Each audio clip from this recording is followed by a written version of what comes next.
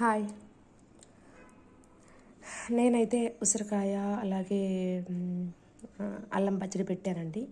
అల్లం పచ్చడి పెట్టాను. మా చిన్న బాబు నాట అదే స్కూల్కి తీసుకెళ్తాడు. అమ్మ చాలా బాగుందమ్మా, మా ఫ్రెండ్స్ అందరూ కూడా బాగుందన్నారు.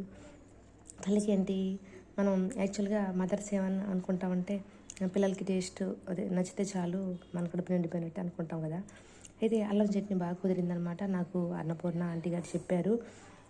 అర కేజీ అల్లానికి పావు తక్కువ అంటే పావు తక్కువ కేజీ చింతపండు, పావు తక్కువ కేజీ బెల్లము తీసుకున్నాను అన్నమాట. చింతపండు ఉడకబెట్టుకొని పక్కన పెట్టుకున్నాను. చల్లారే వరకు మూత పెట్టేసి పూర్తిగా చల్లారే వరకు పెట్టుకున్నాను. అదేవిధంగా బెల్లం చక్కగా తురుముకున్నాను. అదే విధంగా ఏం చేశానంటే ఆయిల్ వేసి చక్కగా ఎర్రగా మన ఏం చేసామంటే ముందుగా అరకేజీ తీసాను కదా, పై పొట్టు తీసేసి సన్నగా కట్ చేసేసి కొంచెం ఎండలో ఆరబెట్టేశాను. ఒక గంట ఆరబెట్టేసాక అల్లం ముక్కలు తీసుకొచ్చి సన్నగా తరిగి ఎండలో ఆరబెట్టుకున్నాం కదా, వాటిని తీసుకొచ్చి నూనెలో వేపేసి చల్లారాక మిక్సీ పెట్టేశాను అనమాట. మెత్తగా మిక్సీ పెట్టేసి పక్కన పెట్టేశాను. ఆ తర్వాత చింతపండు మనం గింజలు లేకుండా ఆ యొక్క పైన పొట్టులు ఏంటి నారలు లేకుండా తీసి నానబెట్టుకొని ఉడికించుకున్నాం కదా, వాటిని ఏం చేశానంటే నేను ఇప్పుడు చల్లారింది కదా, గ్రైండర్లో వేసి రుబ్బుకుంటూ ఏం చేశానంటే కొంచెం కొంచెం మధ్య మధ్యలో కారం, ఉప్పు, అదేవిధంగా బెల్లం వేసుకుంటూ రుబ్బాను అనమాట. రుబ్బి అలాగా కొంచెం కొంచెం కొంచెం కొంచెం వేస్తేనే రుబ్బాలి, అలాగే ఆగిపోతుంది గ్రైండరు. అలా అంతా రుబ్బుకుంటూ కారము ఉప్పు సరిపడా మనం చూసుకుంటూ మనం ఎలా తినగలమో అలా చూసుకుంటూ వేసుకోవాలి. నాకైతే పావు కేజీ ప్యాకెట్ తెచ్చుకుంటే చిన్న గ్లాస్తో టీ గ్లాస్ ఉంటుంది కదా, 2 టీ గ్లాసులు పట్టిందనమాట కారము. ఉప్పు కూడా ఒక టీ గ్లాస్ వేసేసాను, ఇంకా కొంచెం పడితే వేసేసాను. అదేవిధంగా అలా వేసేసాక ఏం చేశానంటే అలా మెత్తగా రుబ్బేసి అలాగే లాస్ట్లో అల్లం ఉంది కదా మెత్తగా తురిమింది, అది కూడా వేసాను.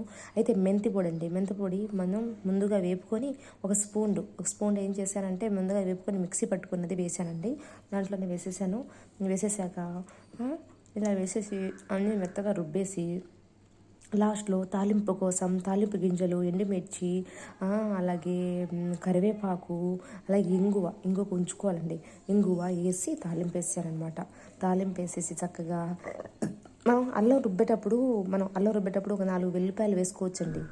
పొట్టు తీసేసి వేసి ఆ యొక్క అల్లంలోనే 4 వెల్లిపాయలు వేసుకుంటే మన ఇష్టం, మన చాయిస్ అనమాట. నేనైతే వేసాను, ఒక 4-5 వేసాను అనమాట రెబ్బలు.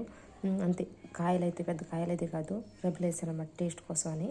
అయితే ఇప్పుడు తాలింపులో వెల్లిపాయ వేయలేదండి. తాలింపులో ఎండుమిర్చి అన్నీ వేసేసాక తాలింపు వేసేసి ఆ తాలింపు ఎంత అంటే పావు కిలో దాకా ఉందన్నమాట నూనె. పావు కిలో పైనే ఉంది, కొంచెం ఉంచేసాను పావు కేజీ దాకా. దాంట్లో తాలింపు వేసేసి అన్నీ వేసి ఇక మనం ఏదైతే రుబ్బుకున్నామో మెత్తగా దాన్ని దీంట్లో వేసి కొద్దిసేపు ఉడికిచ్చి